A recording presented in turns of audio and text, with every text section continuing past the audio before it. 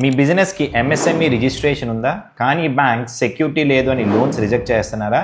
అయితే central government మీకోసమే 4 type of స్కీమ్స్ని introduce చేసింది. వీటిని క్లియర్గా చెప్తా, దీన్ని సేవ్ చేసుకో. First, PM Svanidhi. చిన్నగా స్టార్ట్ చేసే street vendors, tea stalls, tiffin centres వీళ్ళందరికీ కూడా ఈ పిఎం స్వనిధి స్కీమ్ అనేది హెల్ప్ అవుతుంది. ఇందులో జనరల్గా గ్యారంటీ కానీ, కొలాటరల్ కానీ, కోసైనర్ కానీ ఎటువంటి అవసరము లేదు. ఫస్ట్ సైకిల్లో అప్ టు 15,000 అండ్ అది మీరు టైమ్లీగా రీపే చేస్తే దాన్ని స్కేలప్ చేస్తూ 25,000 అండ్ అప్ టు 50,000 వరకు కూడా పిఎం స్వనిధిలో మీకు లోన్స్ ప్రొవైడ్ చేస్తారు. అలాగే క్వార్టర్లీ 7% ఇంట్రెస్ట్ సబ్సిడీ అనేది మీ అకౌంట్కి డైరెక్ట్గా క్రెడిట్ అవుతుంది. Second, Mudra loan. Retail businesses, services and అలాగే స్టార్టప్స్ కి ఈ ముద్రా స్కీమ్ అనేది చాలా useful. Under RBI guidelines no security and no co guarantor is also required under this. మీ బిజినెస్ కేటగిరీ బట్టి లిమిట్స్ అనే ఉంటాయి. శిశులో అప్ టు 50,000, కిషోర్ లో అప్ టు 5 lakhs, తరుణ్ లో up to 10 lakhs and Tarun plus లో అప్ టు 20 lakhs వరకు loans అనేవి provide చేస్తారు. కానీ ఇందులో ఎటువంటి సబ్సిడీ క్యారెక్టర్ అనేది లేదు. నెంబర్ 3,